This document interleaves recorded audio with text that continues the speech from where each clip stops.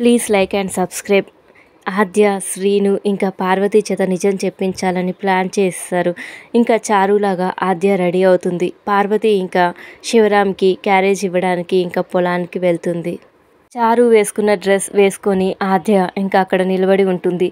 శ్రీను ఇంకా చారుతో మాట్లాడుతున్నట్టు నటిస్తూ ఉంటాడు. పార్వతి అక్కడ నిలబడి ఇంకా వీళ్ళ మాటలు వింటూ ఉంటుంది. శ్రీను ఇంకా కావాలని ఆద్యతో చారుతో మాట్లాడుతున్నట్టు, అసలు నాకు ఈ పెళ్ళే ఇష్టం లేదని అంటే నువ్వేంటి శోభనం అని అంటున్నావేంటి అని చెప్పి ఇంకా అడుగుతూ ఉంటాడు. అసలు నువ్వే ఆద్యని మంటల్లో తోయాలనుకున్నావు కదా, నాకు తెలుసు అని చెప్పి ఇంకా శ్రీను అంటూ ఉంటాడు. ఇంకా చారులాగా ఆద్య మాట్లాడుతూ ఇంకా ఏంటి ఆధారాలు లేకుండా నాపై నింద వేస్తున్నావేంటి అని చెప్పి ఇంకా ఆద్య చారులా మాట్లాడుతుంది. ఇంకా శ్రీను మా అమ్మ మెయిన్ ఆఫ్ చేస్తే ఆద్యని నువ్వే మంటల్లో తోసేసావు అని చెప్పి ఇంకా శ్రీను ఆద్యతో అంటూ ఉంటాడు. ఆ మాటలు విని పార్వతి ఏమో టెన్షన్ పడుతూ ఉంటుంది. శ్రీను, చారు నువ్వు మరి మంటల్లోకి ఆద్యని తోయకపోతే మరెవరు తోశారు? మా అమ్మ మెయిన్ ఆఫ్ చేస్తే ఆద్యని మంటలోకి తోసింది ఎవరు అని చెప్పి ఇంకా అడుగుతూ ఉంటాడు.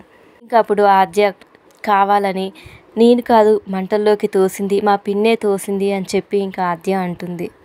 మా పిన్ని తోసిందా? మా పిన్ని సంగతి ఇప్పుడే చెప్తాను అని చెప్పి ఇంకా కోపంగా శ్రీను అక్కడి నుంచి వెళ్తాడు.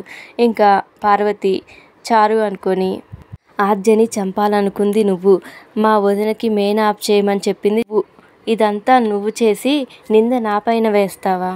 ఎంత ధైర్యమే, చేసిందంతా నువ్వు చేసి నా పేరు చెప్తావా? ఇటు తిరగవే అని చెప్పి ఇంకా పార్వతి ఆద్యని తిప్పుతుంది. ఇంకా చారు అనుకున్న పార్వతి ఆద్యను చూసి ఒక్కసారిగా షాక్ అయ్యి ఇంకా టెన్షన్ పడుతూ ఉంటుంది. ఇంకా ఆద్య అంటే చేసిందంతా చారు కదా, నిజం చెప్పలేదు కదా, ఈ విషయం ఇప్పుడే పెద్దనాన్నకి చెప్తానని చెప్పి ఇంకా ఆద్య అక్కడి నుంచి పరిగెత్తుతూ ఉంటుంది. Thank you for watching. Please subscribe my channel.